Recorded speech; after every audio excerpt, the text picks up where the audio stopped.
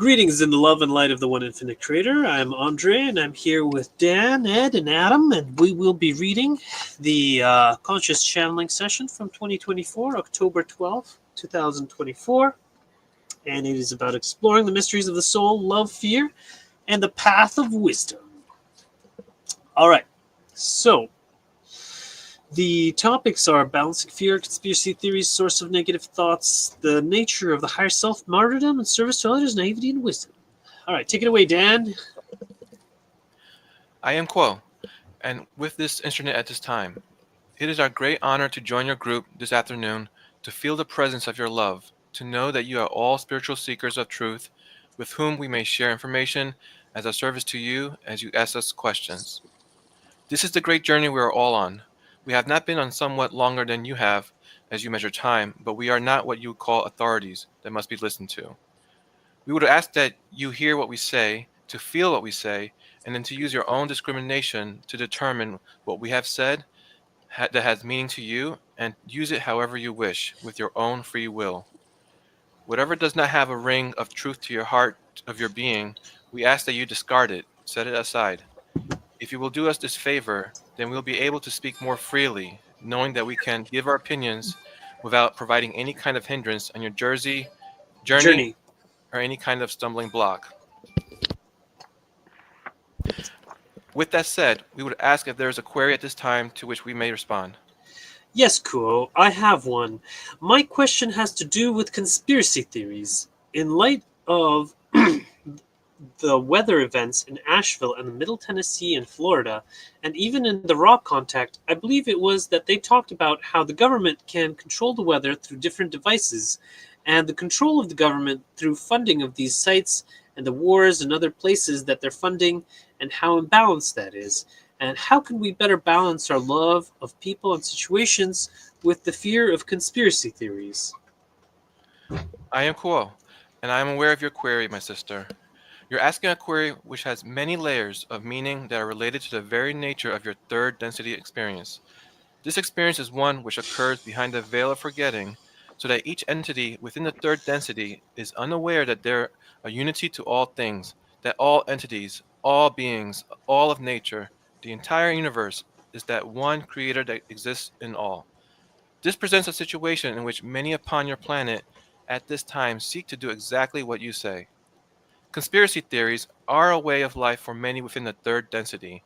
They are a means by which power can be gained, fear can be generated, love can be forgotten, and each person then is free to be a part of the conspiracy that may or may not be activated in just exactly the way it is being told through various sources, and yet can feel that presence of a controlling force, which is what you work with as a spiritual seeker of truth. You who have been able to open your heart and allow the love of the Creator to move through it on your spiritual path have been aware that such conspiracy theories are possible, and yet, even if they are, what can you do about it in any practical way? For it is the practical way of being within the third density illusion to seek intellectual solutions, ways of controlling, ways of gaining power, of gaining status, of gaining money. These are the beginning steps on the spiritual journey from the head to the heart of the open love that each has shared here today in your round robin. So we would suggest that if you wish to work most effectively to deal with such theories, that you seek to share your love in the philosophy of the law of one with anyone who asks you about it. And if they do ask, perhaps you can drop a seed, but most importantly, you can live your life as a portion of one infinite creator, which all are, and by living your life with a heart of love that you share with everyone who may be in control, may be doing the controlling of weather, may be arranging for wars to occur in a certain way, at a certain time, in a certain place. Your part in this great puzzle, this illusion of the third density, is to share love without conditions, freely sharing that which is your heart, which is the heart of your being, the one infinite creator. Is there a further query, my sister? No, thank you. No, cool, thank you. All right, so let's have some reflections on that. Yeah, Great that's reading, by the way, really Dan. powerful. hmm Go ahead, Adam. That part where it said practical ways you can be in the third density illusion is to seek first, not first, but seek solutions and ways of controlling. ways of gaining power, ways of gaining status and money. These are the beginning steps of a spiritual journey from the heart of open love. That's pretty wild. So it's basically saying these are the beginning steps in third density on your spiritual journey. Figure out ways to gain power, status, and money so that you can then serve yourself enough to serve others. Can I say? Wait. I got that from it, but I also think that it also was implying that find a way of getting out of the control of those things. Mhm. Yeah, because it said find ways to address or whatever it was the controlling of money, of power, blah blah blah blah blah. Like to me, that was kind of like how they have power over you. That whole thing, like people talk about breaking out the matrix. Do you know what I mean? Mhm. Like that whole thing of like getting out of this system as it is, either by getting yourself completely in the system so that Yeah, you're and get completely out of safe it. You got and to whatever, gain enough or getting power and yourself out of it. status and money. Well, it. no. Actually, it says here your Right. part in this great puzzle, this illusion of the third density, is to share love without conditions, freely sharing that which is the heart of your being, the one infinite creator. So it doesn't say you need to accumulate No, power. it was a bit before that where it said about how the beginning of the spiritual journey. Spiritual It's right. journey. Okay, these are the beginning steps on the spiritual journey. No, it's a bit before that. Before that, okay, you have been able to open the heart and allow the love of the Creator to move through it on your spiritual path. Have been aware of the conspiracy theories, and yet, even if they are, what can you do about it in a practical way? For it is the practical way of being within the third density illusion to seek intellectual solutions, ways of controlling, ways of getting power, of gaining status, of gaining money. These are the beginning steps on the spiritual journey from the head to the heart of the open love that each has shared here today in your round robin. Okay, I see what you guys are saying now. Yeah, it's fucking wild. I see both ways though. Like Me I too. think it's a typical thing. Yeah, it's typical for third density to start that way, Mm-hmm. from the head to the heart. Yeah. Like when you think about it, right? There's this whole thing about kind of when you go up the densities, yeah, you as a kind of entity, because of the society being built, culture and that, you kind of get safer.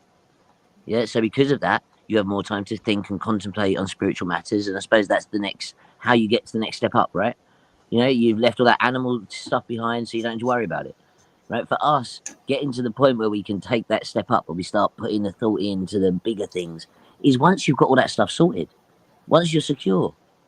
You know, that's why like the root chakra is so connected to kind of abundance and like, you know, feeling safe in your environment.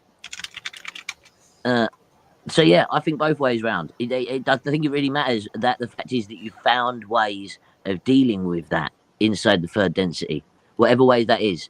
Yeah, and that is what allows you then to have the space and the freedom to start the spiritual actual seeking, as it were. That's what I took from it. But once again, that bit blew my mind as well, Adam. Man, that's spot on. Like, love it. Yeah. Mm-hmm. Oh, I wanted to say hi to Fred here. Hi, Fred. I don't know if you're able to say Love anything. you, Hi Fred, guys, dude. can you hear me? Yep. How are you doing? I'm doing. I just what? There we go. Yeah. No, I just had some catalyst at home tonight, and of course it happens at 6:45. You know, my gas went out and all my heat went off, so I had to go outside and Figure that out. I have my regulator up by the house. We just had a cold snap today. It got really cold, frosty, and rained and froze, and that's usually when it happens. So it just froze the regulator up. Mm-hmm. Cool. It's a pain. Well, I'm glad you got it sorted. Yeah, I have no idea me why, too. dude. But like, Awesome. you know, whenever It gets you really cold in an old farmhouse really quick. Oh, no insulation, eh? There is, but only in the parts that have been remodeled in the last 75 years. Oh, I see. Mm-hmm.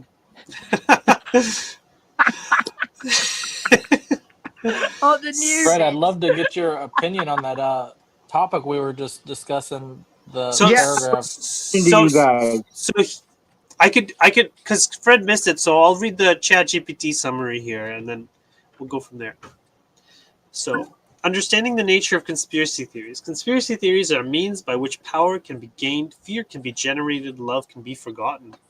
Conspiracy theories thrive in third density experience where the veil of forgetting obscures the unity of all things. They often lead to fear, disconnection, and a focus on control and status. Recognizing this dynamic helps us understand that these theories reflect the inherent distortions of this density, not the deeper truth of unity. Moving from fear to love. Your part in this great puzzle is to share love without conditions, freely sharing that which is the heart of your being, the one infinite creator.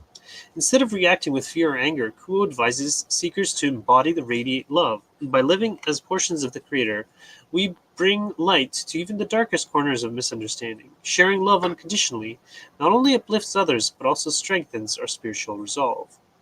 Practical steps. When discussing conspiracy theories, seek to share the law of one philosophy of unity and love. Plant seeds of understanding without imposing beliefs. If they do not ask, perhaps you can drop a seed. Live as an example of love. Actions speak louder than words. Lead by example through a life grounded in love and service. Focus on heart, not the head. Transition from intellectualizing solutions to embodying open-hearted love. This shift is the spiritual journey from head to the heart. Embracing the unity of all things. All entities are beings, all of nature, the entire universe is the one creator that exists in all. Actionable wisdom for seekers. Meditate on unity. Release fear. Spread seeds of light. Conclusion. Navigating conspiracy theories as a spiritual seeker requires a heart-centered approach that transcends fear by anchoring ourselves in love and unity, not only heal our own perceptions, but also uplift those around us. All right. So, Fred, what do you think? That one part that talks about transforming the conversation from like logic and reason to emotion and heart-centered, love and acceptance. Uh-huh. That is the part, because see, this is what happens when I've been sucked into conspiracy theory, and it's usually, conspiracy theories there's a million different ones. So when they're talking about conspiracies associated with aliens and alien abductions and everything, the one thing that I do whenever, and this pisses people off, but it's viewed as kind of a cop-out, where when somebody says, oh, so-and-so people were abducted and there's evidence of it, and the government's got this, military thing going on there, testing on humans and experimenting with people and bioengineering humans. And I like to bring up the fact that we enter this realm of our 3D existence, first of all, on our free will. We're here by our free will, by our choice to come here at this time, at this place, in this timeline, in these bodies, in these families, with our parents and everything. We choose all of that. So in those aspects, if those things are, maybe people are being abducted. Okay. Well, that tells me that maybe, possibly, it was a pre-incarnative choice of theirs to have that done for a further purpose that's way beyond our understanding, or they chose to be here at a time when that was being done, and quite possibly could have been them. So in any way, in any capacity, you're always able to come back to the fact that we have free will. We have free choice. We're put here by free choice on our own choice. And so basing those observations around fear is also your choice. True. Stop choosing it. Choose the other way. Okay, so what if they abduct people? Well, I'm glad I didn't choose to do that to myself. That's how you look at it. Stop worrying about it. That was their choice, not mine. Do you remember when Ra talked about when you get abducted, it's based on your preconceived notions what happens when you get abducted? What you're going to experience? I feel like I had that happen to me, but I didn't know wasn't even conscious of aliens. I was like 23 or 24 at the time and had no idea what Aliens War, so I feel like I had a way different experience. Oh, okay. What was your experience? It was just like an infinite loop, like I was a particle on a, a CPU board, you know, and I Oh, was weird. like in the game Tron trying to find my way out of it because I realized I was in the video game. Like I was the observer just watching reality come Uh-huh. in as images. Like you're sitting on a couch watching a movie with the buddy talking about the life. Hmm. And it was very mind numbing, and I had an ego death experience after. That's how I found the law of one. Wow. Well, everyone finds it a different way. Dude, that That's sounds cool. fucking beautiful, man. Seriously, that is an awakening if I ever heard one, man. Like Mhm. seriously, there's Yeah, metaphors they talk on about top it. of metaphors It on top of forcibly beauty will right there, awake my you friend. depending on your pre-incarnative choices and Yeah. stuff. Yeah, I know. Well, I had. Well, it was actually. I had my on my first Salvia Divinorum trip. Oh, Uh, love that stuff. when I was just after or just before I turned 19, and then I had like taken too much. I took like a 40x or something like that, and so most of it I don't remember, and I just remember the last few seconds, and everything was just like kaleidoscope of colors, and I felt like I was being torn between the outside and the inside of my house, and then the last thing I remember was like my spirit guide was like, if you don't get it together soon, we're gonna have to pull you out of the game, and then. And so after that, I was like, oh man, it's like I haven't been meditating enough. I need to get serious about, meditating properly because, That is pressure, dude.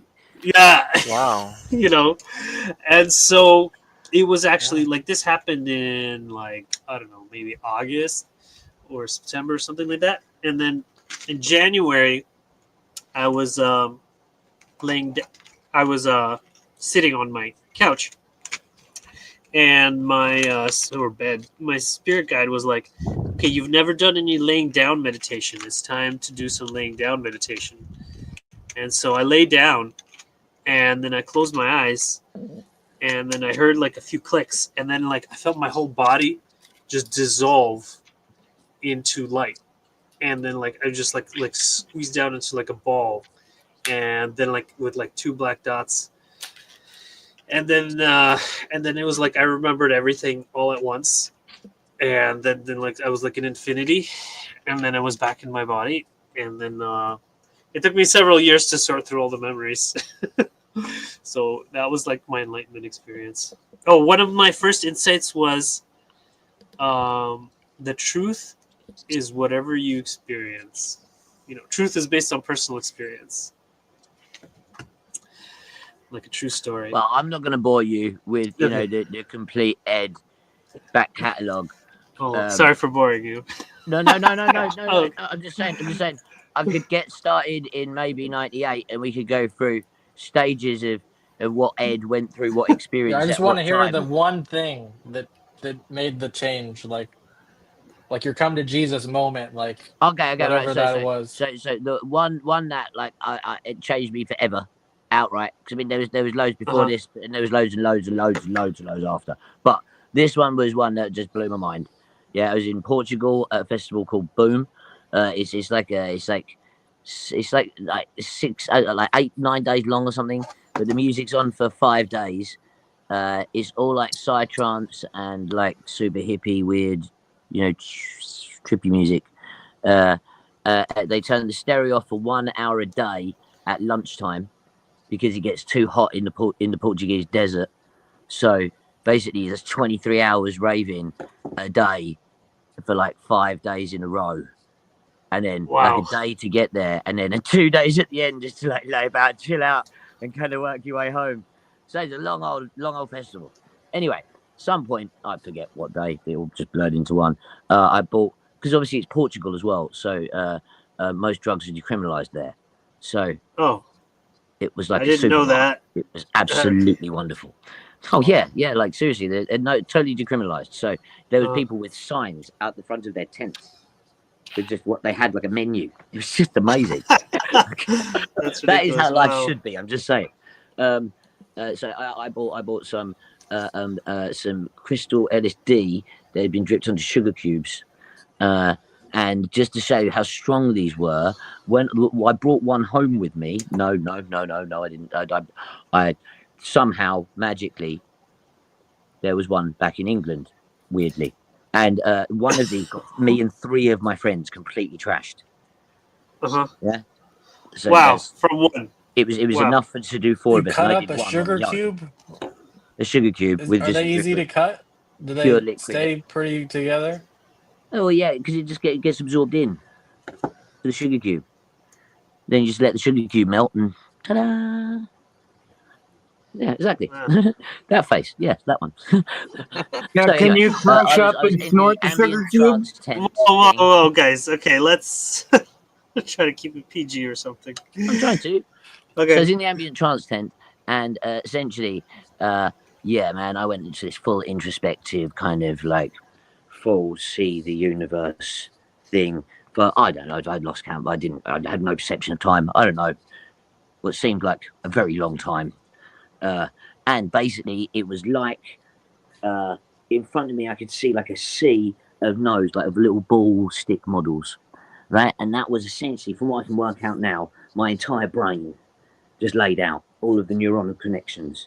And basically, Wow. I went through all of these pathways from one ball along a little stick to another ball to another stick to another ball to another stick at like some incredible speed where it was like ding, ding, ding, ding, ding, ding, ding.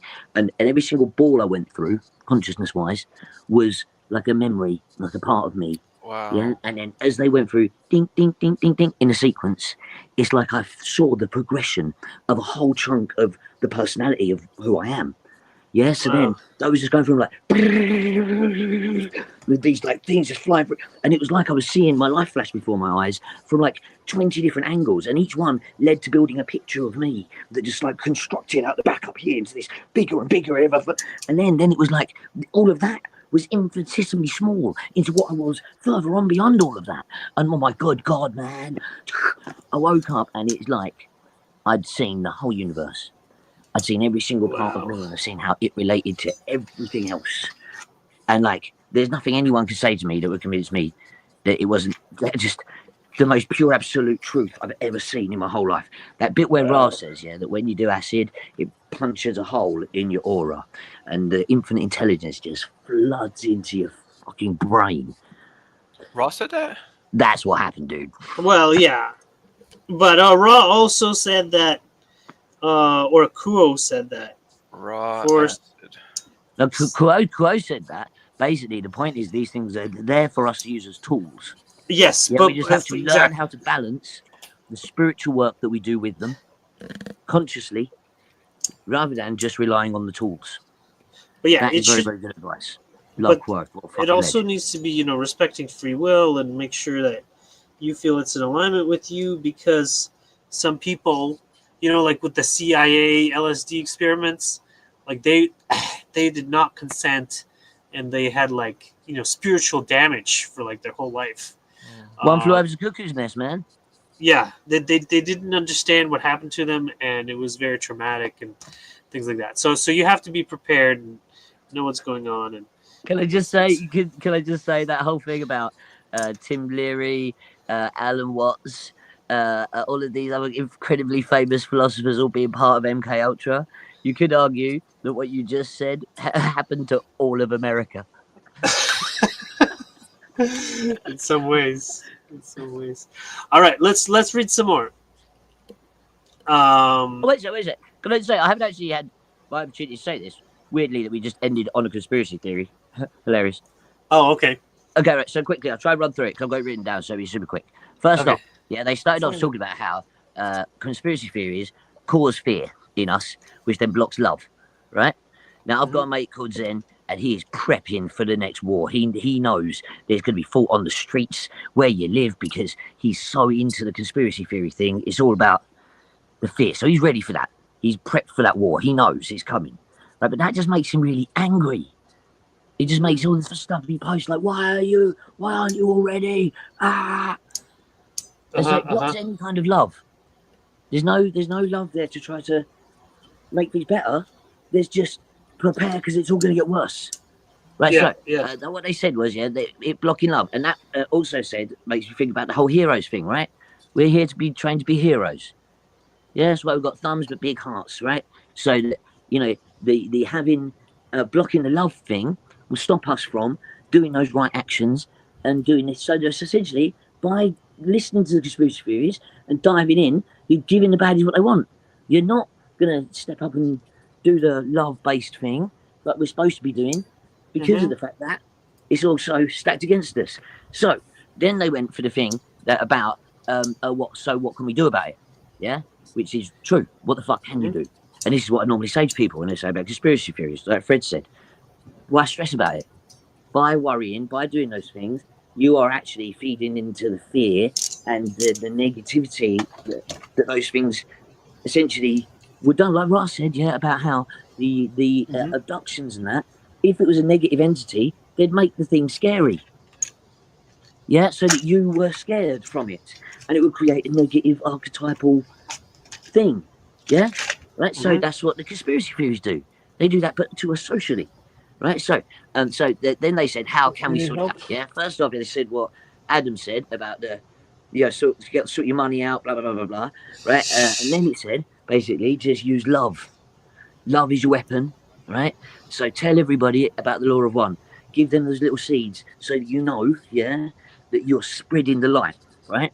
Then he said, be the creator, basically. Yeah? Know your creator. Show everyone your creator. Show them their creator too. Everything will start getting better. Right? All spot on. Right then, the only other bit I was going to say, try to rush through this really quick. Hope I haven't bored everyone. But the bit where he said about the ultimate way to win is to love the bad guys. Yeah? Doesn't matter if they're evil. Doesn't matter if they're doing all this horrible stuff. Doesn't matter if they're negatively polarized. Love them anyway. Yeah. That's the way to win. Right? So that right there. Yeah, it can be the toughest part sometimes. The hidden hand.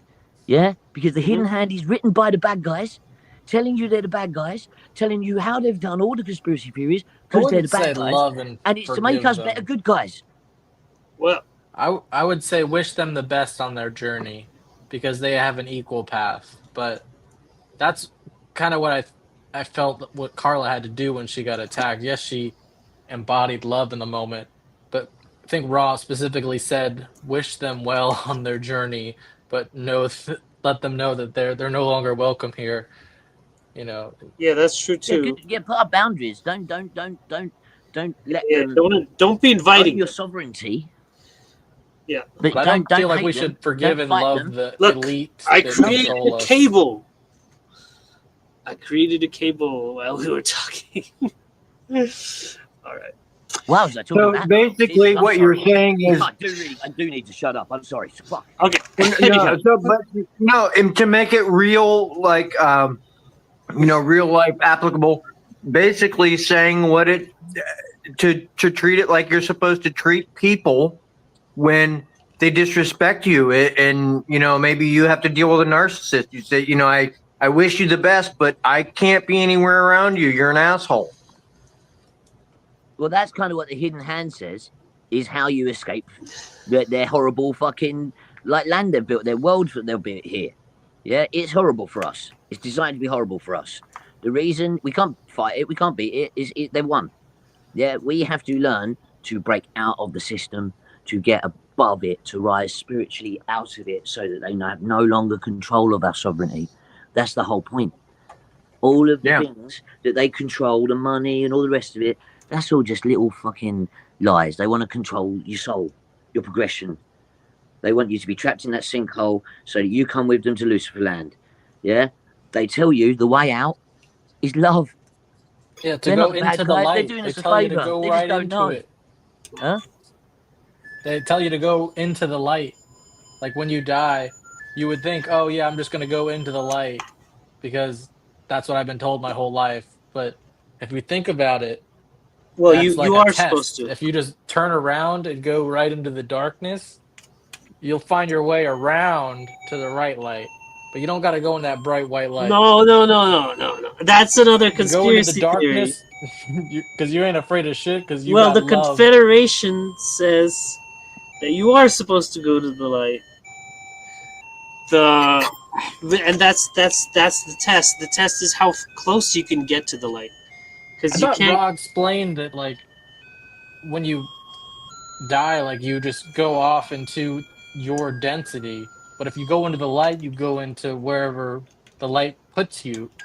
Like that's not you choosing. You're just like, oh, pretty light because I'm dumb and not conscious, rather than like I'm gonna go to where my density truly needs me. Well, you're You ever gonna see go to what the happens to a density that. moth when it goes toward the flame? Yeah, I'm not gonna be a moth that goes towards the light. Okay. Well, Yeah. it's just that you are supposed to go towards the light. The light is What created makes by. you say that though? I want to That's look into this. the Confederation always talks about this. And actually, you know what? The conspiracy you brought up was actually asked by Ra when he was in the physical with Corey Good by one of the Really? generals. Oh Yes, my gosh, we should pull that because up later. yeah. But this is well from Corey Good's testimony. And then Ra was just like, you're just full of bullshit. No, you're not supposed to leave the light. He was like, no, that's not right. Anyhow, let's read the next one. Okay, we've Yeah. had. Okay, I am cool. We think. Okay. Yeah, I'd like to go back to something that I said before that I've, felt feelings of inadequacy since I've been a little child.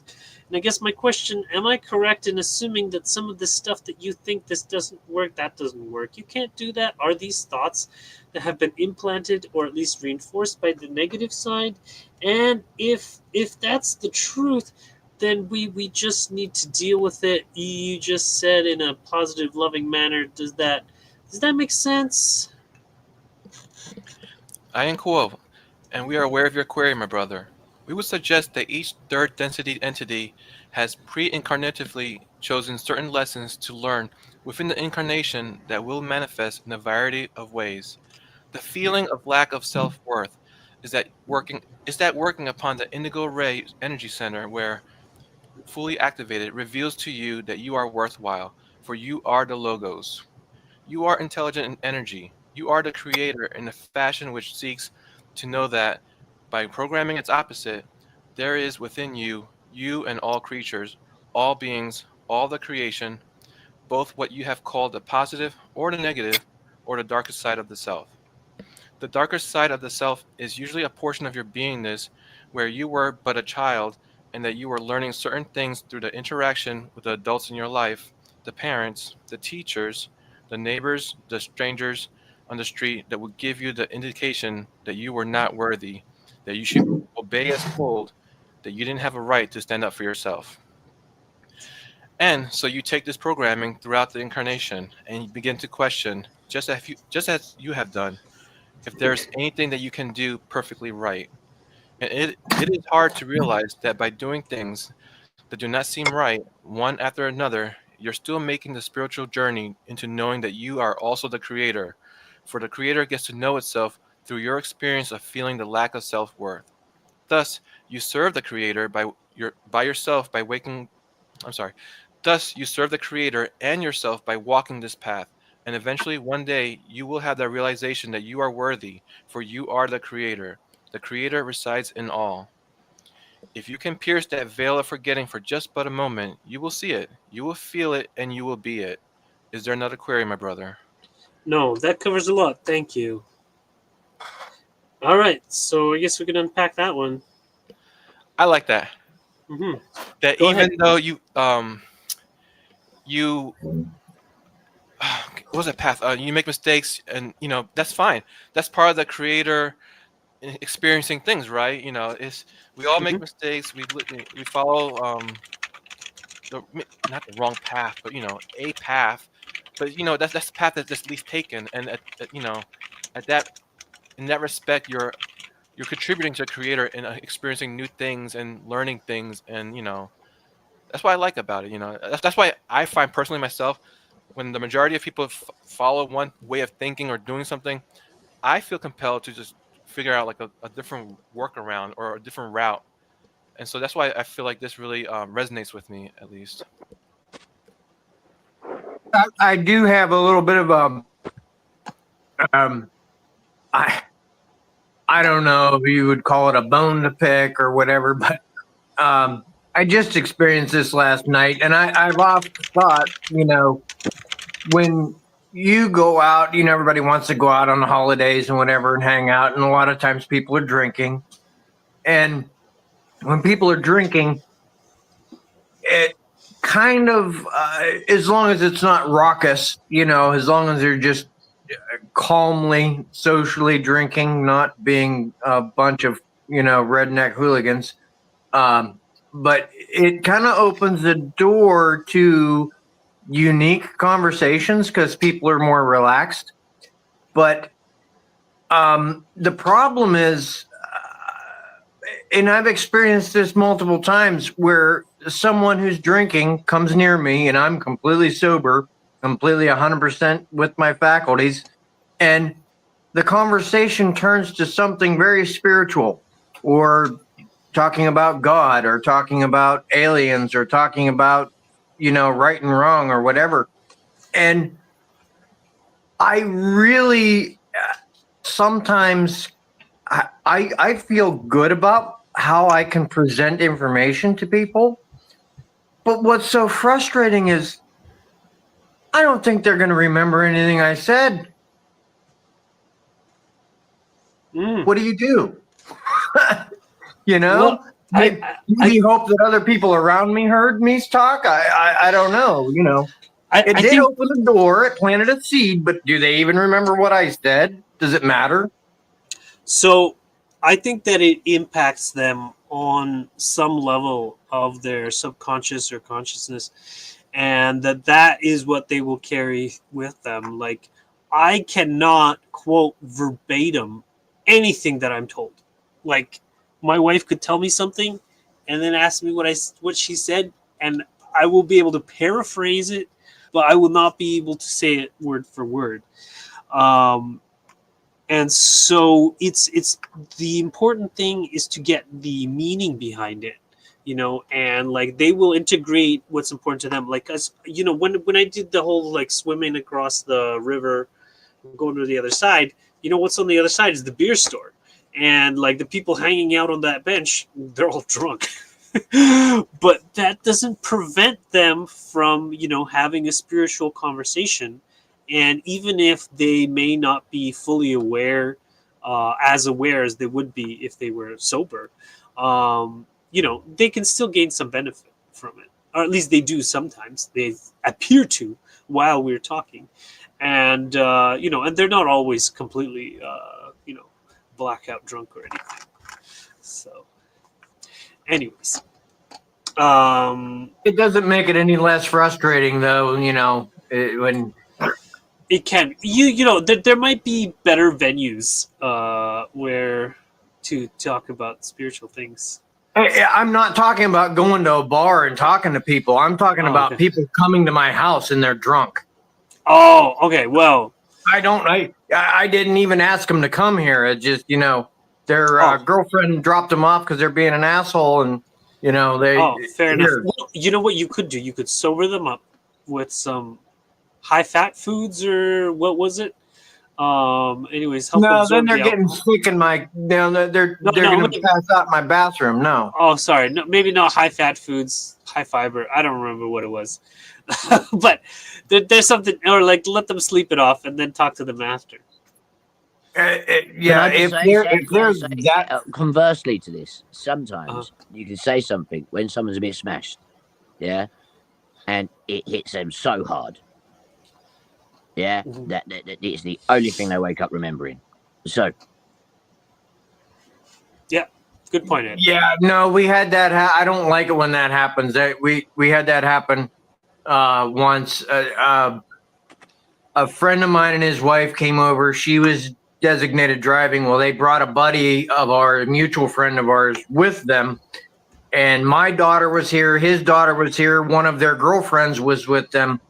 And teenagers these days are very open-minded, open-centered. You know, they're a lot more open-minded with the acceptance thing. You know, if somebody's different, whether it's a sexual orientation or the way they want to dress or whatever music they like. You know, they're a lot more open-minded than generations past.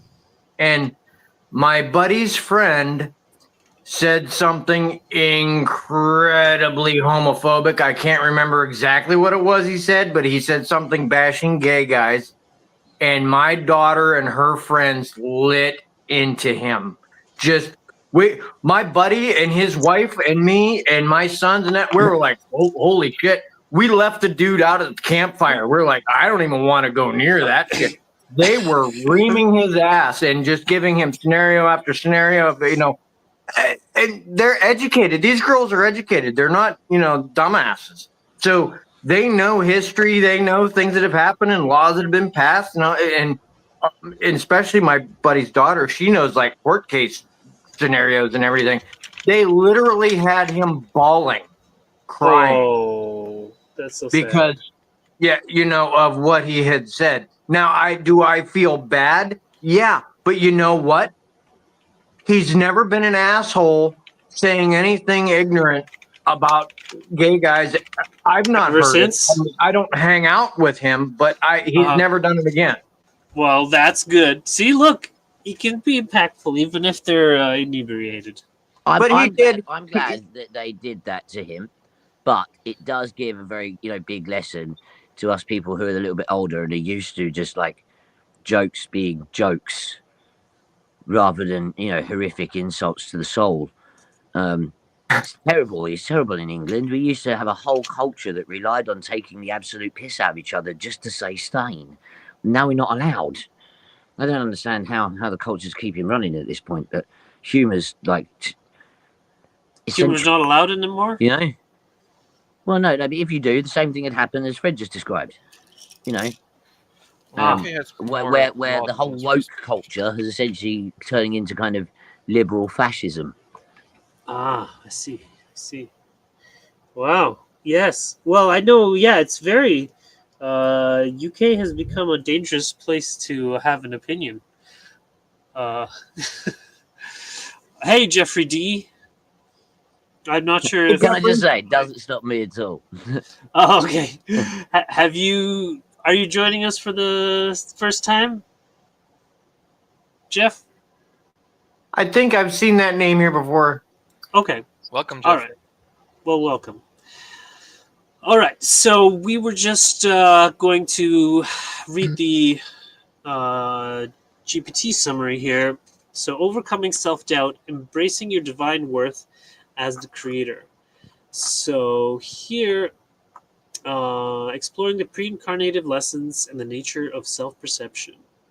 So the feeling of lack of self-worth is that working upon the indigo race center, where, when fully activated, reveals to you that you are worthwhile, for you are the logos. This is also a critical point that in order to fully activate the indigo ray, you must feel worthy. And that's also for receiving intuitions. So people who are not receiving intuitions may have issues where they do not feel worthy to receive them. Feelings of inadequacies are not random. They are opportunities for spiritual growth. And Kuo explains that these experiences are pre-incarnative lessons designed to help us explore and ultimately transcend self-limiting beliefs. Understanding negative programming. The darker side of the self is usually a portion in your beingness when you were but a child and you were learning certain things through the interaction with the adults in your life. Negative thoughts of feelings of unworthiness often stem from early life conditioning, societal norms, authority figures, the veil of forgetting. The role of opposites in learning. The creator gets to know itself through experiencing the feeling of lack of self-worth. By experiencing the contrast of self-doubt, we are guided toward recognizing our intrinsic worth as creators. And that's essential for deepening our self-awareness and spiritual understanding. One day you will have a realization that you are worthy, for you are the creator. The creator resides in all. And this journey involves moving through feelings, not bypassing them. As we engage with our doubts, we awaken to the truth that we are divine, interconnected aspects of the Creator, worthy of love and capable of expressing it. So, actionable wisdom, embrace the darkness within, allow yourself to acknowledge them as part of your spiritual path, reflect what they reveal about your growth, strengthening the indigo ray, and practice self-compassion. I'm a portion of the Creator. I'm worthy of love, just as I am. Seek moments beyond the veil. If you can pierce the veil of forgetting for just a moment, you will see it, you will feel it, and you will be it. Part of the infinite intelligence.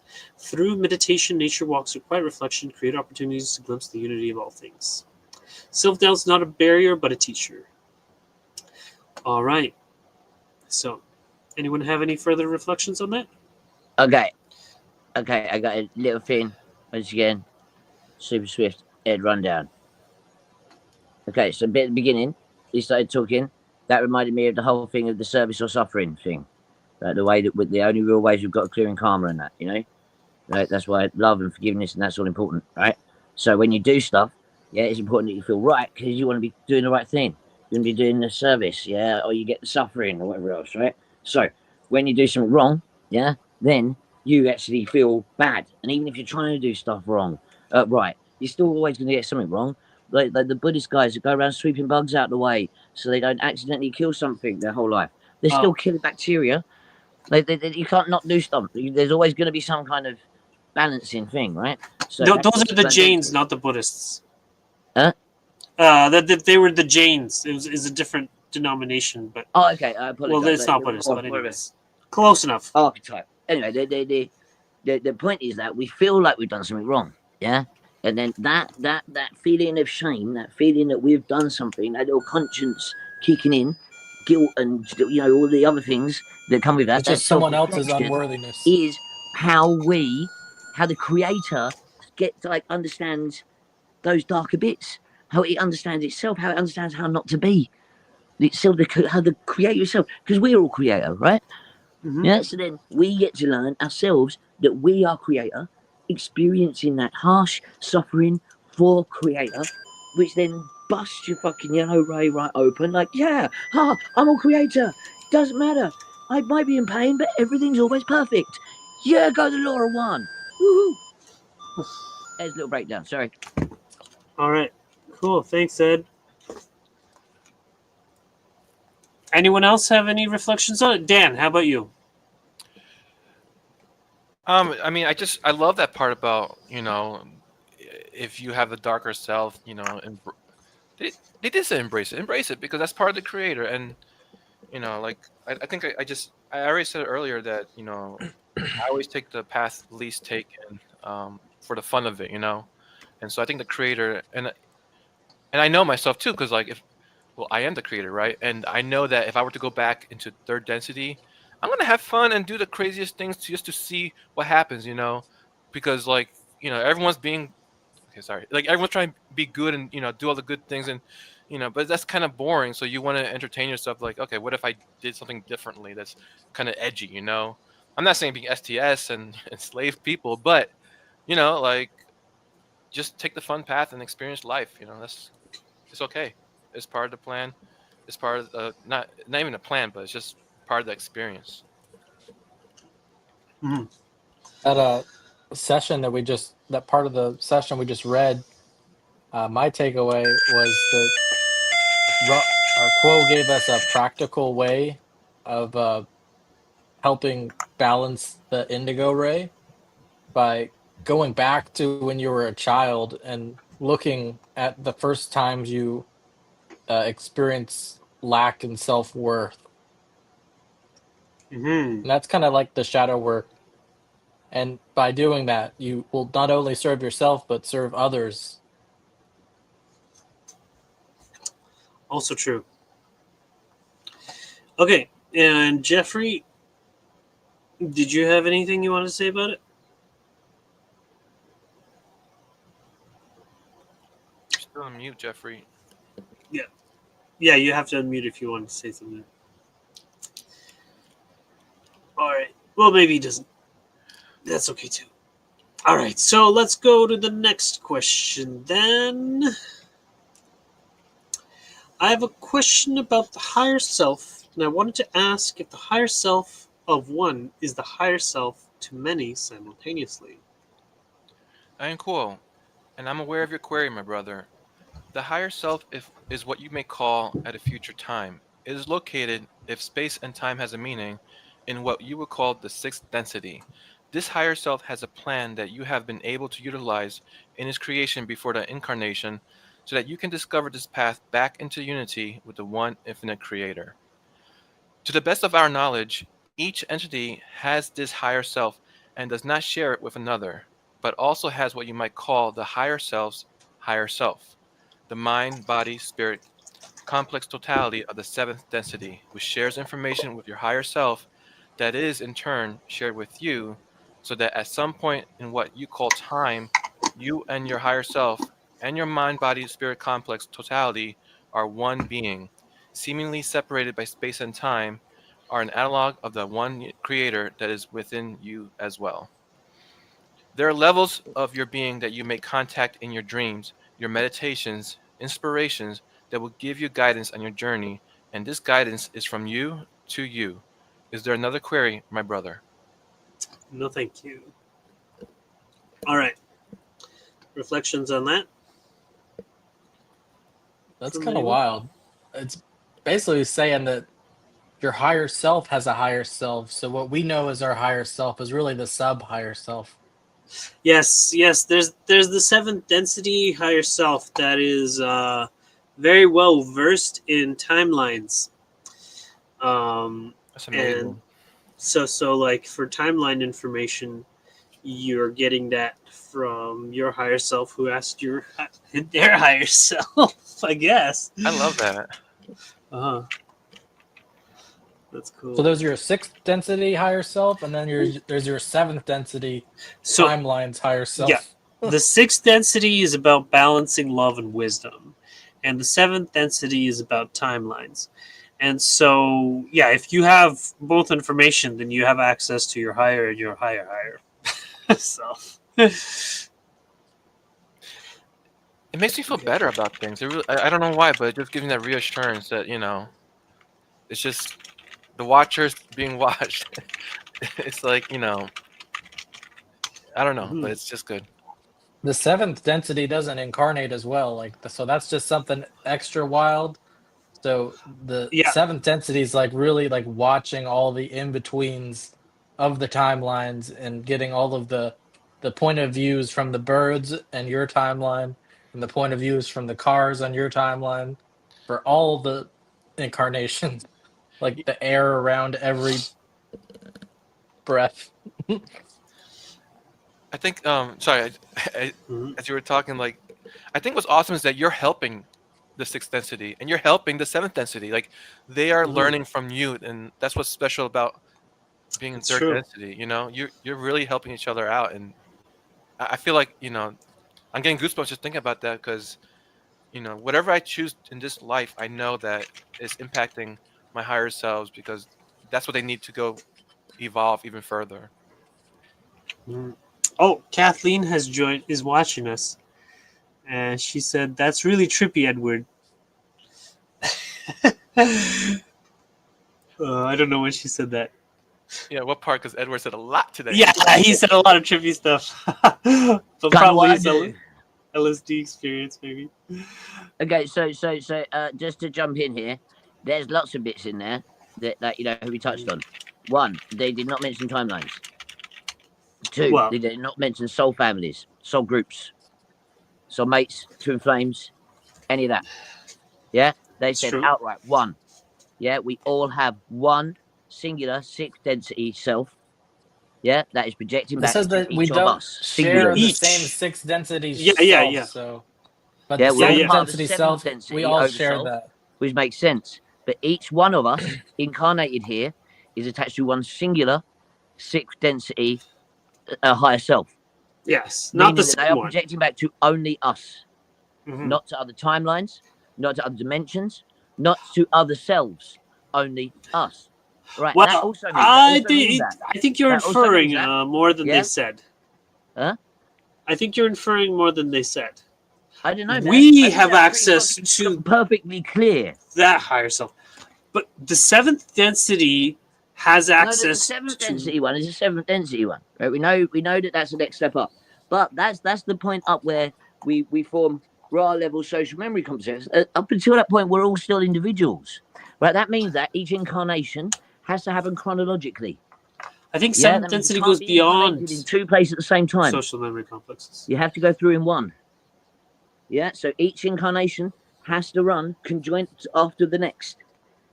So then you've got one oversoul at the end that is looking back at all of the different incarnations. Yeah?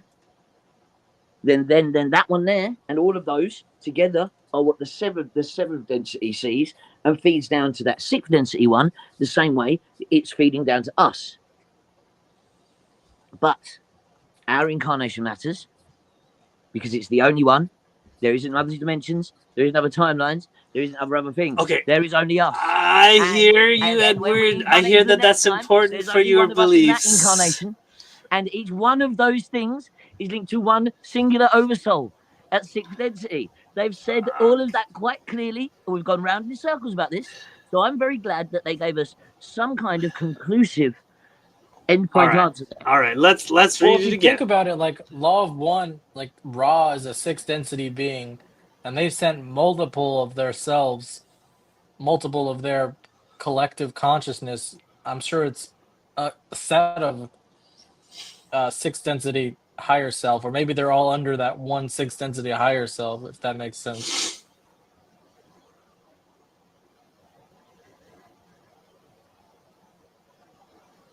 Wait, what? Sorry, I was just busy rereading this.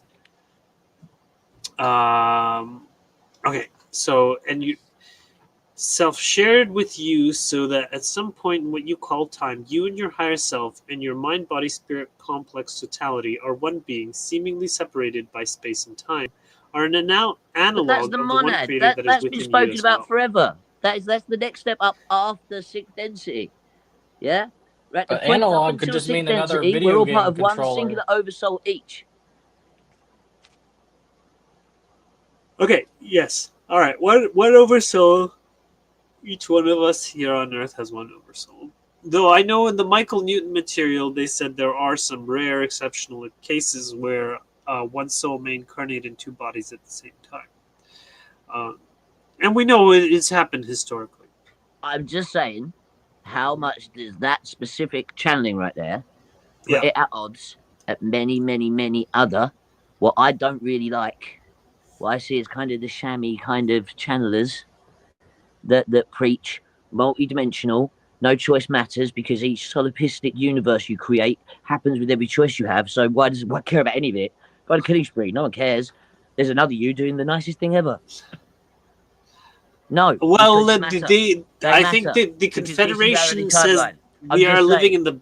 I love it when the Confederation is spot on about stuff. And All right, obviously I agree with them.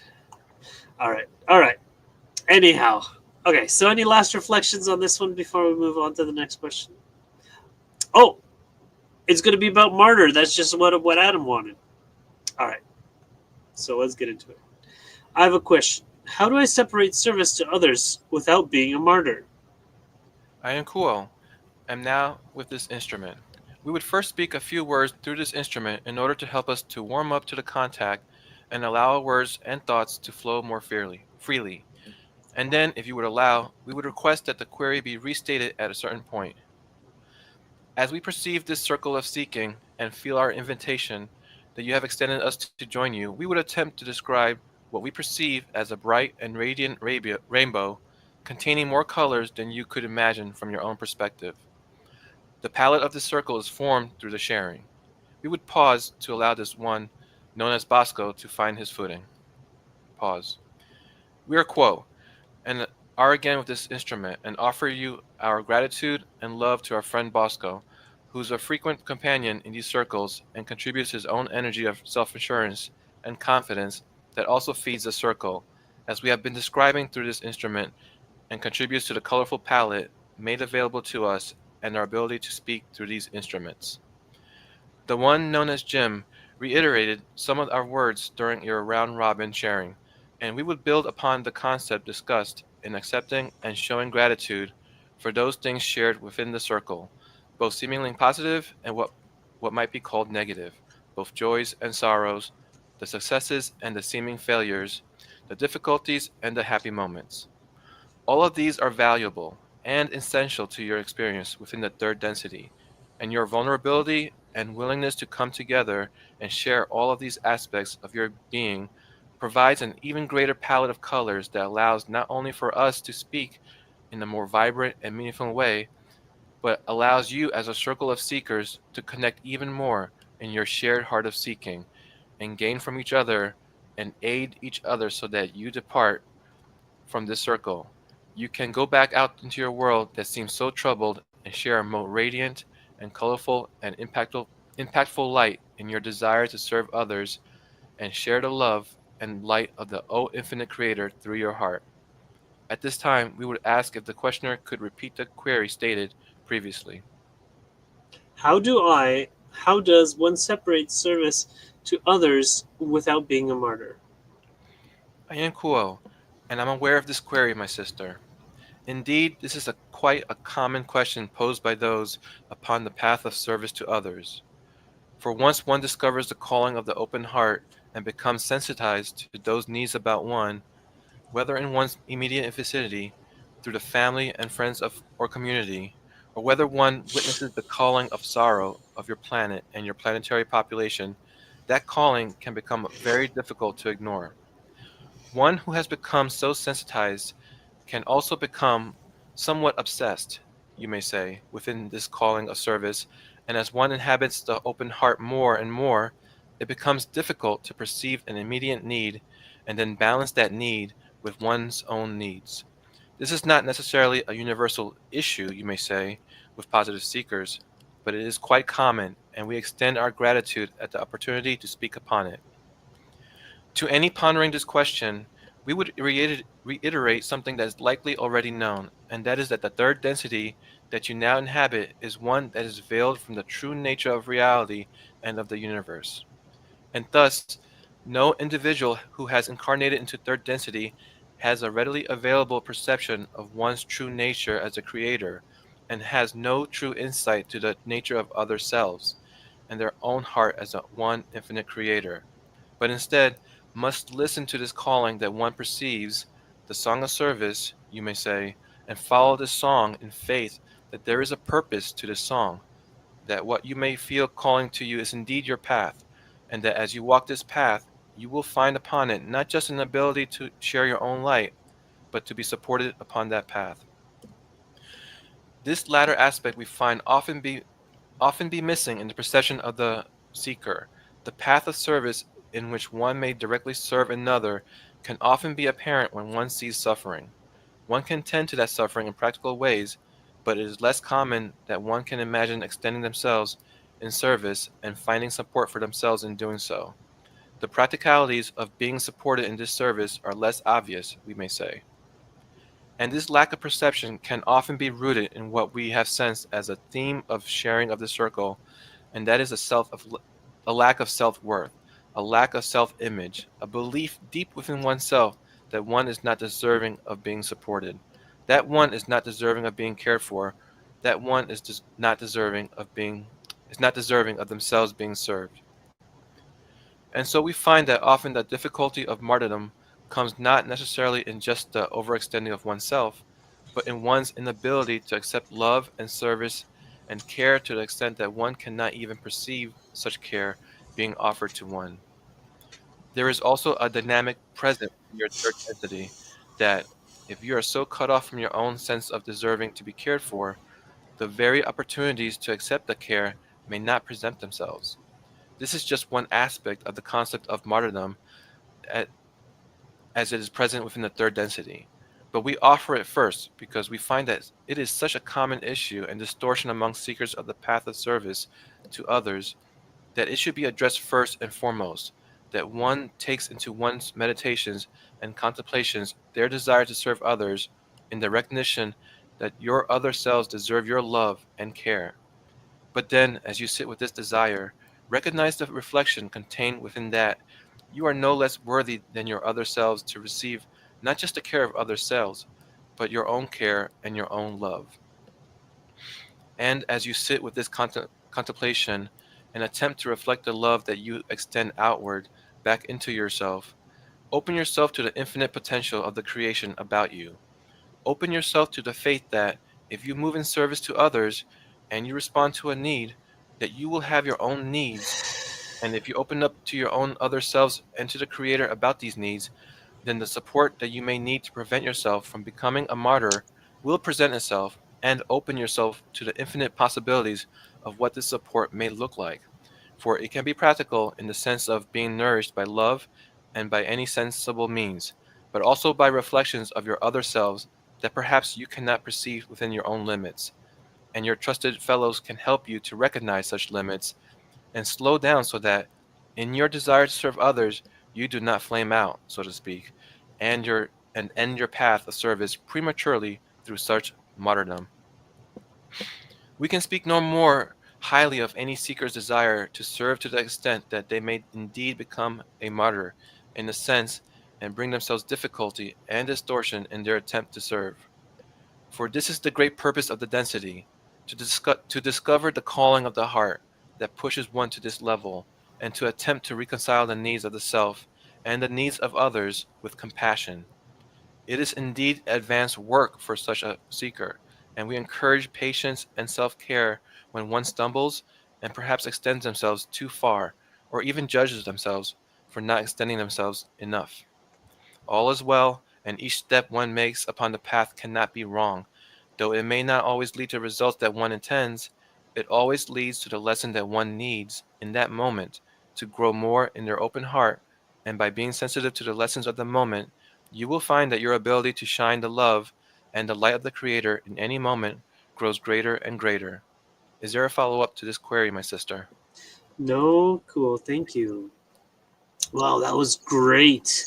That Yeah, was good job on reading that. yeah, Felt like a yeah, little great. Bible study right there. You're just reading the whole fucking Well, book of John or some shit. Yeah. oh yeah, great reading, Dan, too. But also the message. I really love the message that basically one can avoid martyrdom simply by opening themselves up to the opportunities to have one's needs provided for. So beautiful. Mhm. That is, Yeah. and it's so true too.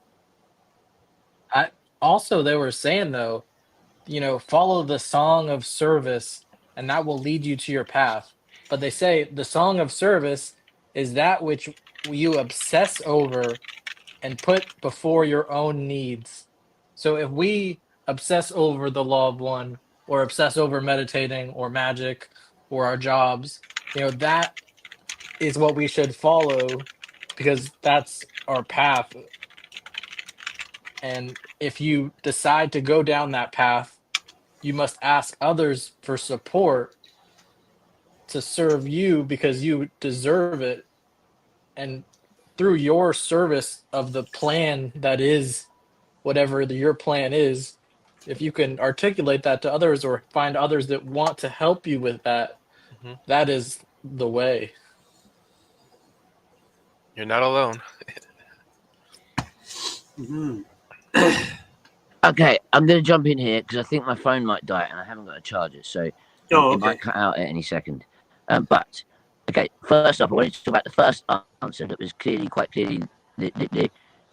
I don't know, so it was rebooting, but it You're talks breaking about up. how all the rainbow colours that you produce, Okay. yeah, are basically a massive outward effect. Yeah, and you don't really realise. Yeah, and all of that energy outward is enough. What you don't need to be doing the martyrdom thing. Anyway, then the next bit when he went on. So the bit where he started talking about the song, I thought, oh, that was brilliant. Yeah, the bit where he said, follow the song in faith. Because we all hear it, we all know it's there. Yeah, that's what drives us. That's why we end up doing this stuff. Not because of something we saw on YouTube, something we feel inside.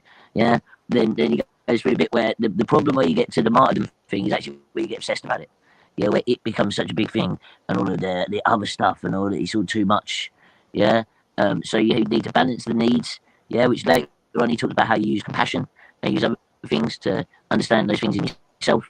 so that you don't get them out of proportion, because we don't have any clue right now where we are, separation and that. So then you just follow the path, and then something I struggle with myself all of the time is this whole not worthy thing.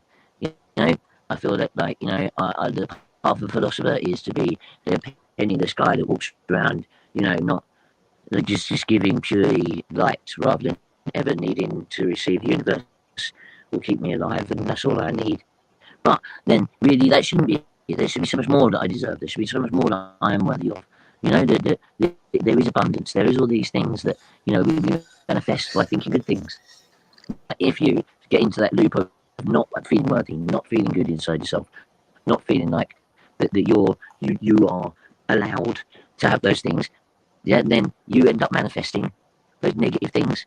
If you think that you should pathologically give and give and give and give until you're fucking burnt out and fucked, but everybody else around you is happy, and you think that that's okay, because that's how I kind of feel. What about you guys? But there's a big thing for me: give and give and give. Don't ever really want to take. That burns me out. Right. So then it's the whole period of learning to receive love as well as just give it. That is something I'm not very good at, and something I've had to really, really struggle with to kind of get over that yellow ray thing of me being enough to get love. And not only that, but that whole bit where it says about oh, you're worthy, and I think we lost him. Okay, well, thank you, Ed. That was interesting. How about you, Fred? I think that it's insane how easily you can gloss over this with just a sentence, but it seems to be the most difficult part of all of our 3D existence, is having that faith in having the faith in our passions to the point that we are expecting that to manifest our reality in the way that it was intended to, without seeing the path. That is like the most difficult part. You're taking that blind step forward, knowing there's a path there, not seeing it, but having faith in your passions being STO. They would have to be service to others' passions. But your path is what you obsess over. That's the song. Yes, good point, Adam. So here, there's been several mentions of the song here. So what do you obsess over in your everyday life, Fred? Like, what are you obsessed about? Are you obsessed about the law of one, sharing it, learning it, teaching it, talking about it? Here, other books? I'll read the quote. And thus no individual who has incarnated into a third density has readily available perception of one's true nature as the creator, and has no true insight into the nature of the other selves in their own heart as the one infinite creator. But instead you must listen to this calling that one perceives, the song of service, you may say, and follow the song in faith that there is a purpose to the song, that what you feel calling to you is indeed your path, and that you walk this path. You will find upon it not just an ability to share your own light, but to be supported on that path. So there you have it. So basically, kind of like a life mission, if you will, and that if you follow that life mission, that you will be supported on it. The latter aspect. Okay. It just is not ever emphasized how difficult it is to start that out.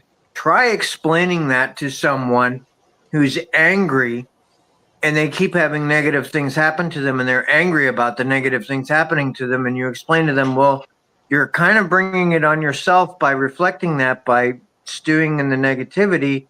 Maybe, try XYZ, you can name a million different things, and then they get angry.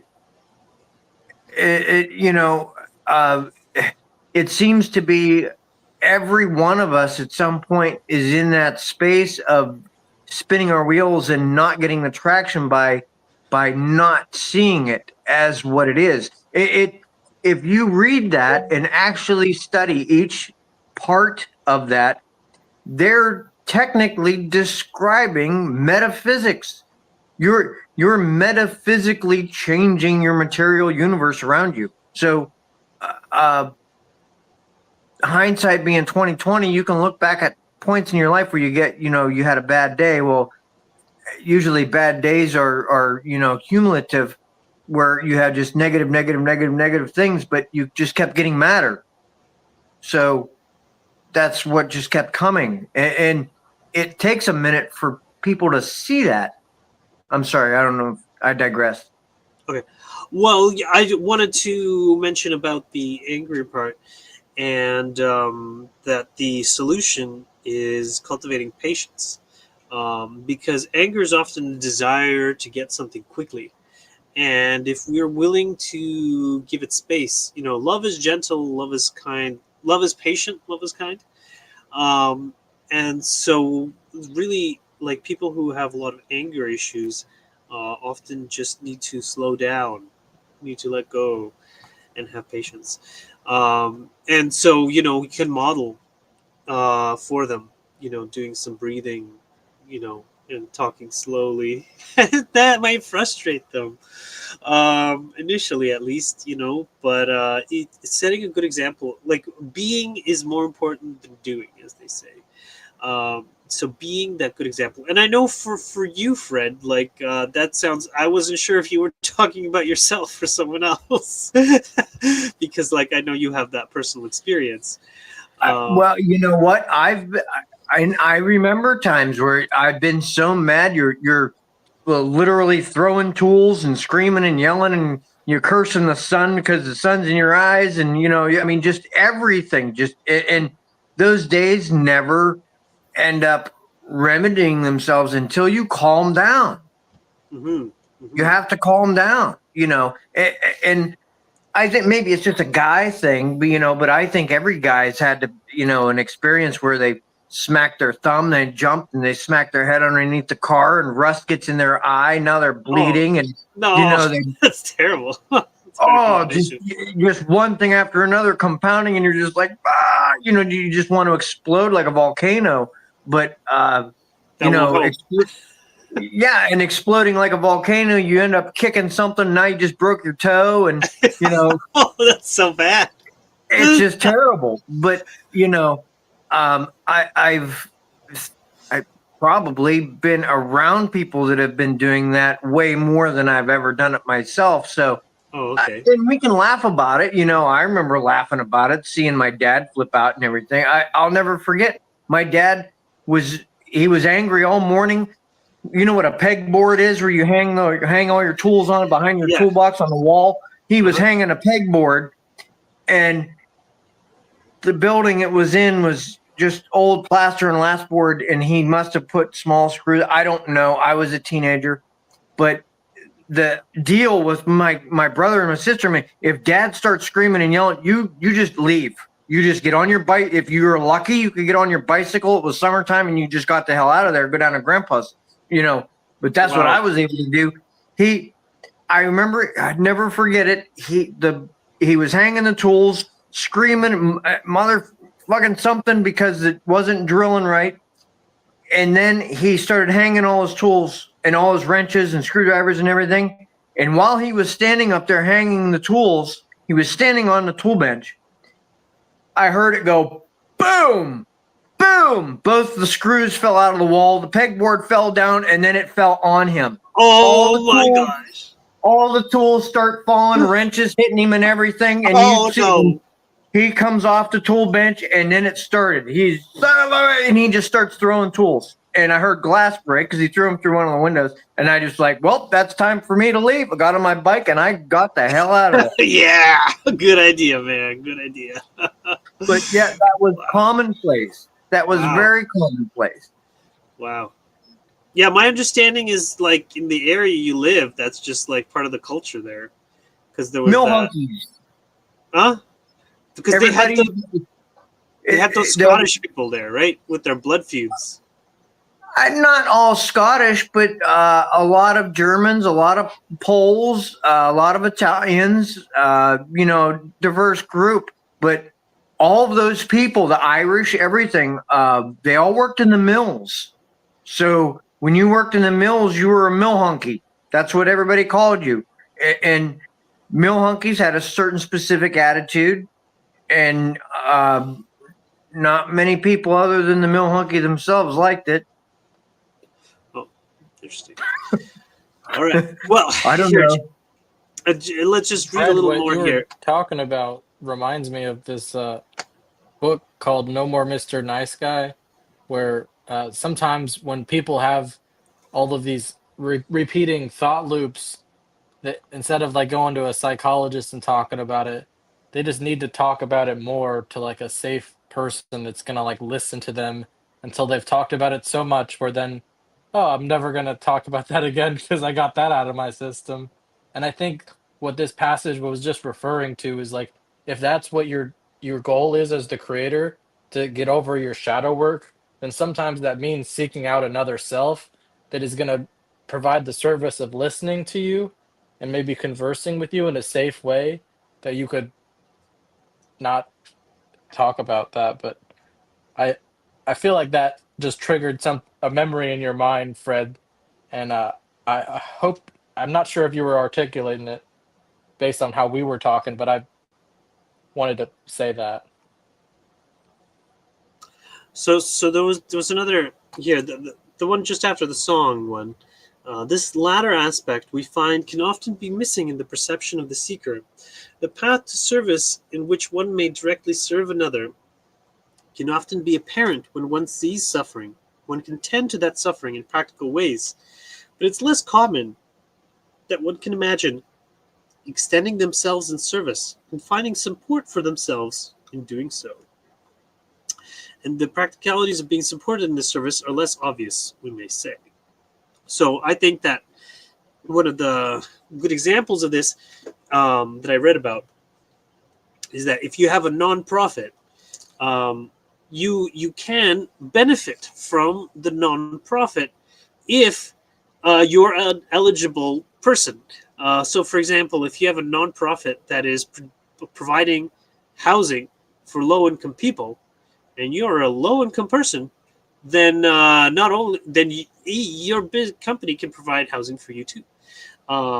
And so, for example, like promoting the human right to land, that will help many people, but it could also help me. So basically, by being service to others, we're of service to all creation, including ourselves. It's kind of like it's a feedback loop, like a positive feedback loop that gets back to you. Whereas, say, for instance, lashing out in anger is kind of like a negative feedback loop, where um, you put out some anger to the world, and then the world gives you back some anger. You hit the world hits you, and then you're in a fight with the planet, and well, it doesn't end well, as you said, with the whole smacking and the breaking the foots and all that stuff, and the property damage you have to pay for. So yeah. All right. So anything else anyone wanted to say about the martyrdom stuff, or should we move on? We might have time for one more question. Okay. Nothing else? No. Okay. So we are cool. Okay. Cool. I have another. Is it naive to point to the point of harm to think that there are no negative entities in this density, that everything is just a catalyst with a silver lining? I am Kuo, and I'm aware of this query, my sister. We find ourselves wishing to approach this query with some level of caution, for the virtue of naivety is indeed quite a powerful and useful aspect to the seeker who wishes to serve others.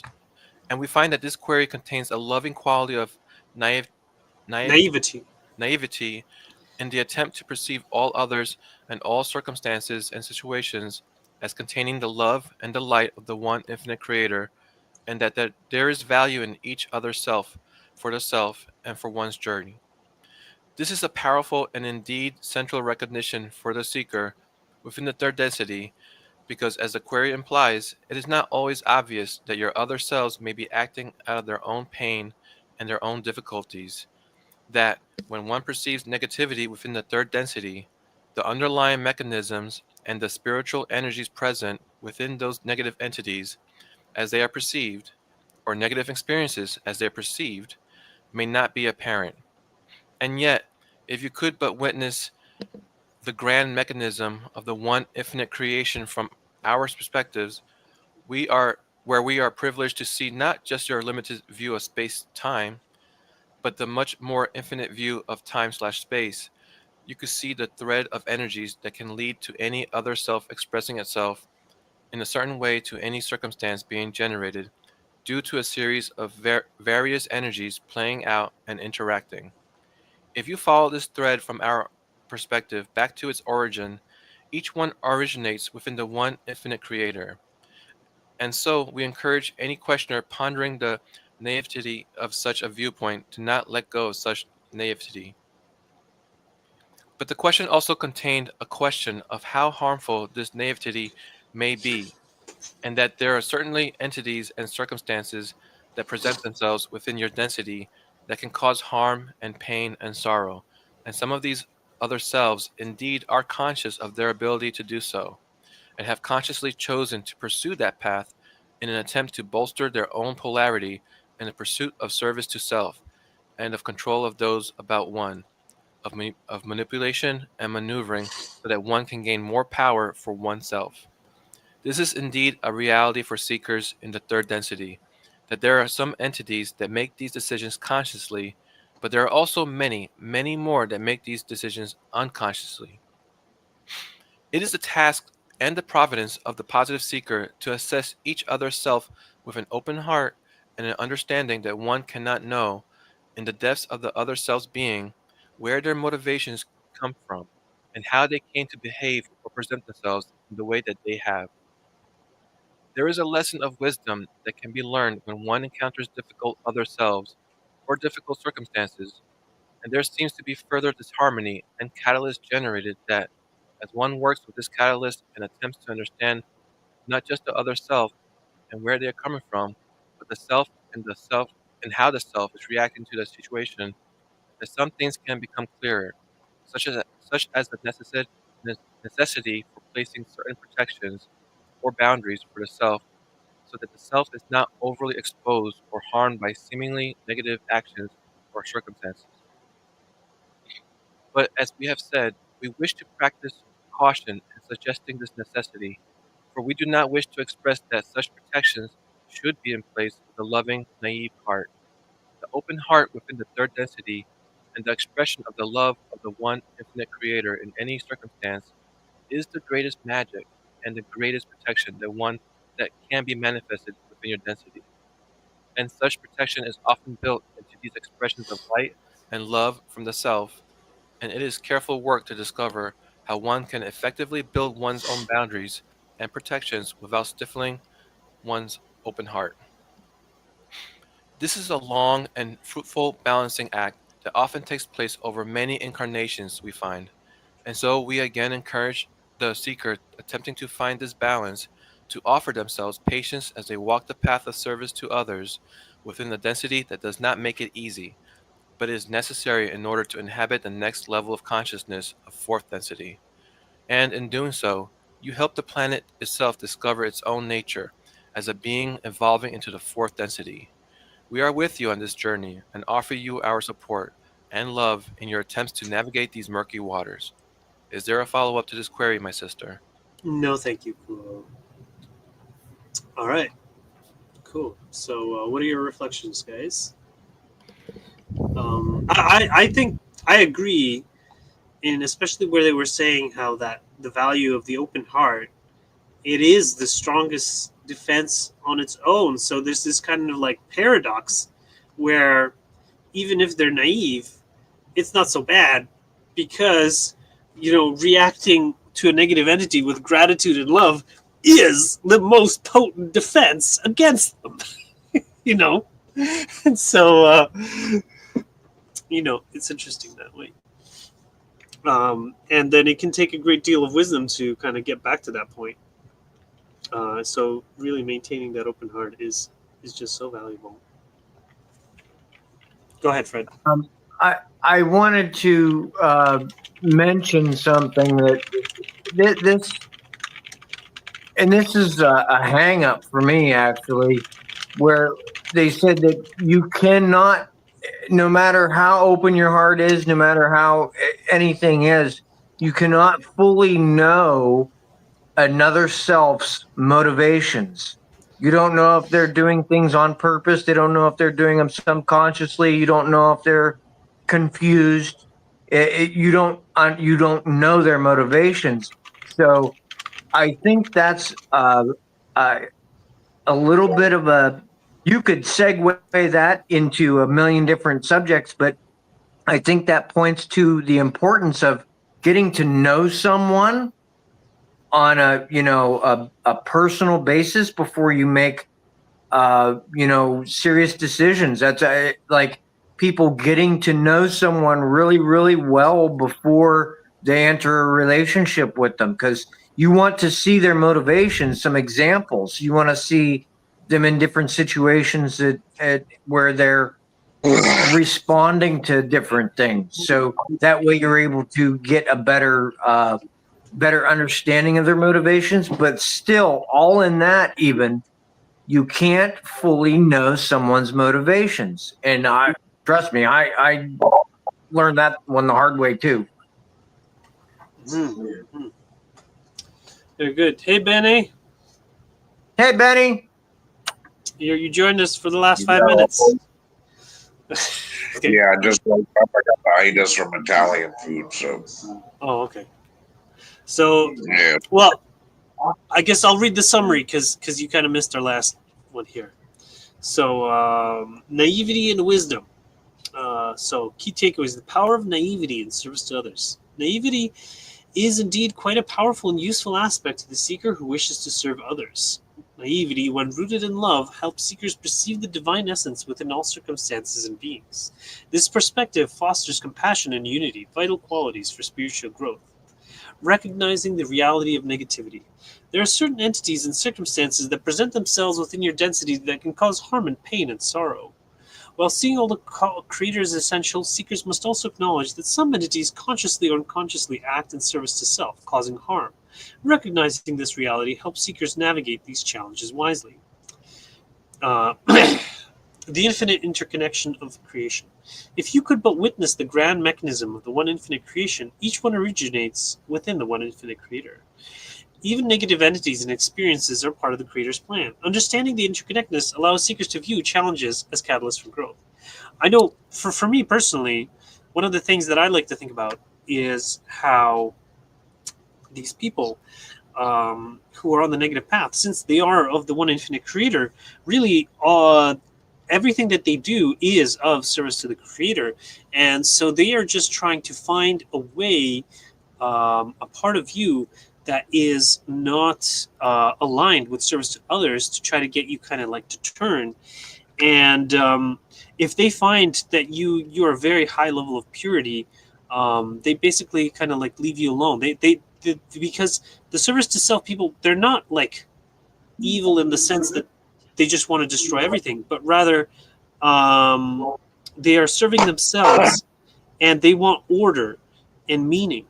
And if you are very service to others, you are also very high level of purity and are providing order and meaning. And so, you're kind of immune. Anyways, Adam, go ahead. I feel like the basis of this question was, is everything a catalyst ready to be loved?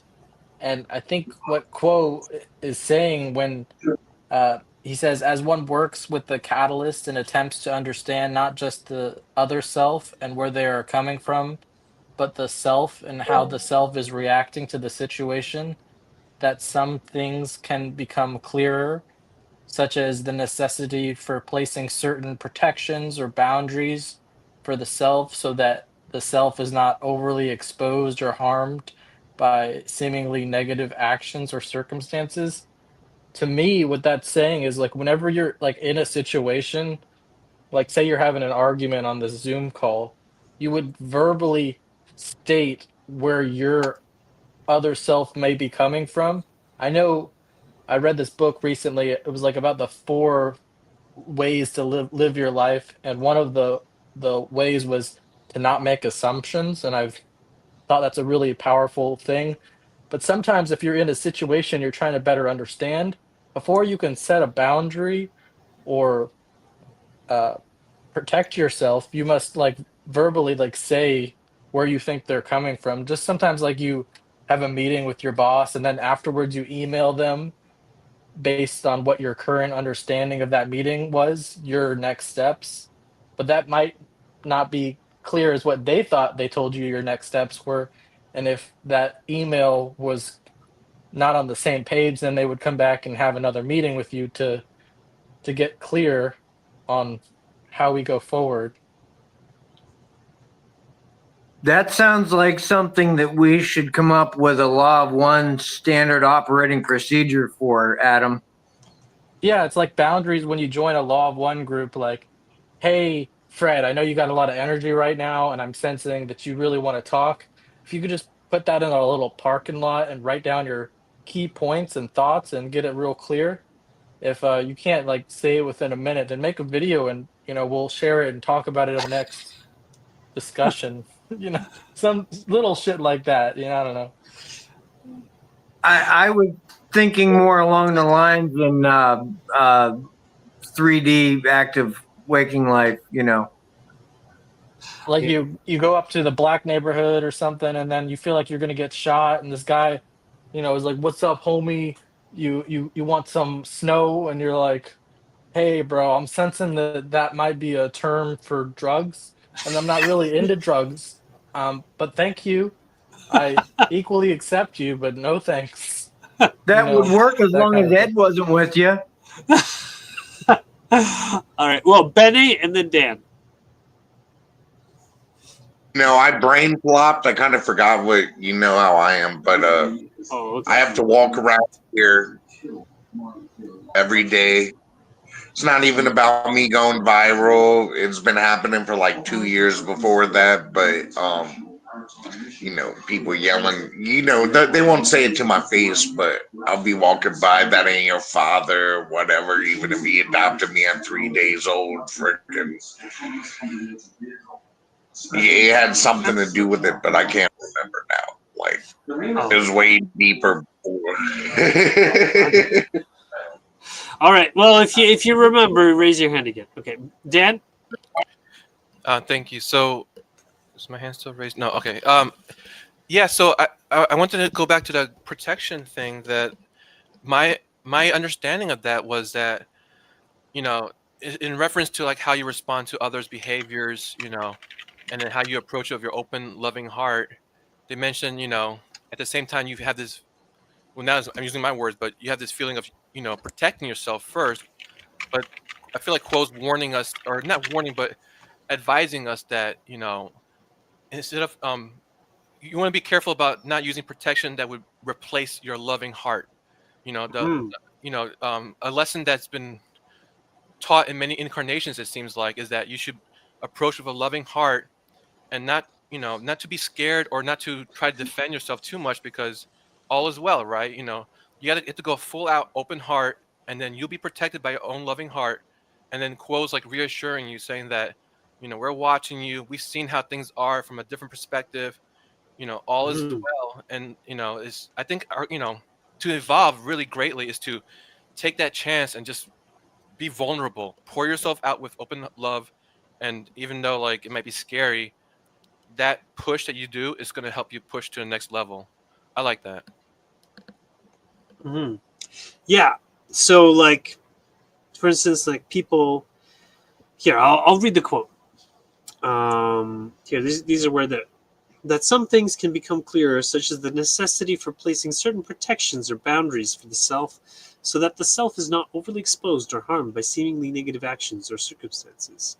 But as we have said, we wish to practice caution in suggesting this necessity, for we do not wish to express that such protection should be put in place of the loving, naive heart. The open heart within the third density, an expression of the love of the one infinite creator in any circumstance, is the greatest magic and the greatest protection that can be manifested within your density. That is a beautiful quote. And such protection is often built into the expressions of light and love from the self, and it is careful work to discover how one can effectively build one's boundaries and protections without stifling one's open heart. So, it is a long and fruitful balancing that takes place over many incarnations. And so, yeah, I found that to be very true. That basically, in my experience, I just have that heart love approach to the best of my ability, and I find that in like while I may be loving and kind to all people, but some people who perhaps are not resonating with the service to others path, to them they can't handle it. To them they don't want it, and they ask me to leave. They're like, we don't want to hear about Jesus. We don't want to hear about forgiveness. We don't want to do love. We want to, be angry and hateful and things like this. And so, so in a way, I don't even have to do anything. They're protecting me from them by being like, we're just a I bunch think of it's evil more like dudes. you are being the most authentic you, and that in itself is the protection. You being the infinite creator, being yourself, sharing what your will is to share. Mm. Yeah. And so, yeah. Oh, and then I have a slight update because I talked about. Remember that time this year when I swam across the river, and there were those people that were planning on breaking some guy's legs because they felt that the cocaine that he sold them was too cut up, too low quality. Anyways, so and then I sang a song about the love of the Creator after they had rejected me, and I was off to the side and they were still heckling me, and so I sang that song of the love of the Creator, and then they quieted down, and then actually the girl there, I didn't know her, like that was the first time seeing her or something, um, and then this other time I had like a pain in my heart, and so I know from experience that usually means I need to go for a jog, and so I went for a jog, and then I took a different route than usual, and I ran all the way to the harbor, and then while I was running by, there was a group of people, and I think the girl was one of them, and then she was like sorry because she was sorry for what she how she participated in heckling me. And so I said, "Love and light, it's all good." That's admirable, though. That's really Yeah. admirable that you were able to like. I mean, that's a scary situation. But that's the example that Quill's talking about. Being Mhm. yourself and doing what you felt was a loving moment. And hey, here you are today, still here. Things are fine, and Yeah. you made a difference. That's beautiful. I like that. Mhm, mhm. Yeah. Well, the first time that happened a few years ago, when I came out of the river, and there was a gang, an Antifa gang there, or at least that's what they told me they were. And then they wanted me to join their gang, and they told me that they were going to be killing police officers. Um, I was like, I don't want to do that. And then they were like, they started like pushing me, and like they were very aggressive. And I was just in my swim trunks. Anyways, and so I was like, "You guys know about Jesus?" And they're like, "Yeah, we like Jesus." And so There you go.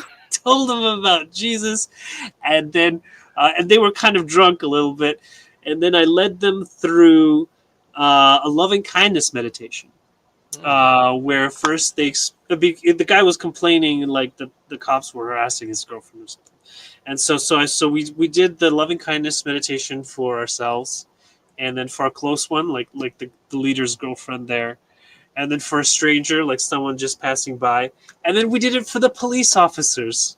And we did the living kindness for the police officer, and they went along with it because they had already done the other three. And they're like, "Sure, whatever, we'll do the police officers too."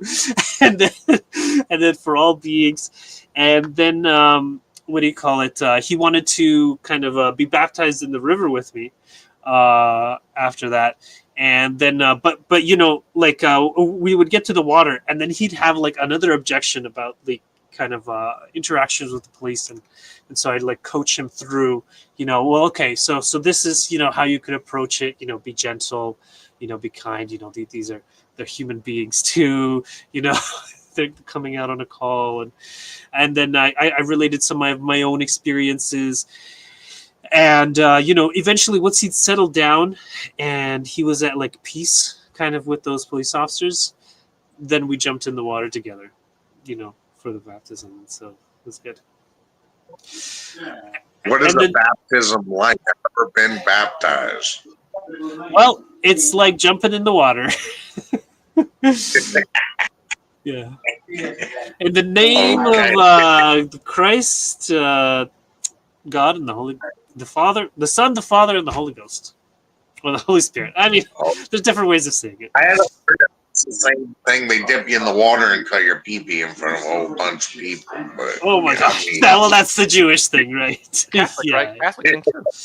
Basically, they dip you in the water. getting baptized as a child is it's kind of like, now this is coming from someone who was someone tried to drown them when they were a kid, so it was a little traumatizing. Basically, like being waterboarded without the board. Okay, well, It kind of sucks having someone. I mean, I was a child. I was 9, 10 years old, and it had only been a couple years since someone had tried to drown me, and I had this dude in a white robe grabbing me, one hand over my back, one hand over my chest, forcing me down into the water and going, and then back out, and oh my gosh, doing some blessing shit. I don't. It was not fun. It was not. It was not relaxing. It was. I didn't feel safe from anything. I didn't feel safe till I got to the car. Wow. Well, it has. Yeah. I mean, that's not right. Like you know, Anabaptists don't believe in non-consensual baptisms. Like all baptisms have to be where the person believes and wants to be baptized, knows what's going on, and knows what it means. You know, and there's an element of duress in that. What's a child supposed to do when everyone is going and getting baptized? Everyone's told that you're supposed to want to get baptized. You're going to burn in hell forever if you don't get baptized. Well, that's you know, you can't that having a choice and choosing to get in line to get dunked in a tub where everybody else is getting dunked is a little bit different. Fair enough. Yeah. No, I don't agree with the peer pressure aspect of it either. I know in Anabaptism it's kind of like it's believed that children are saved by grace alone. Because they don't need to be baptized. So there's no one doing any hell ceremonies or whatever. No fear, anger stuff. At least not in my congregation. I can't speak for all of them. But okay. Yeah, we're past 9 o'clock here. Were there any closing remarks before we round up the session?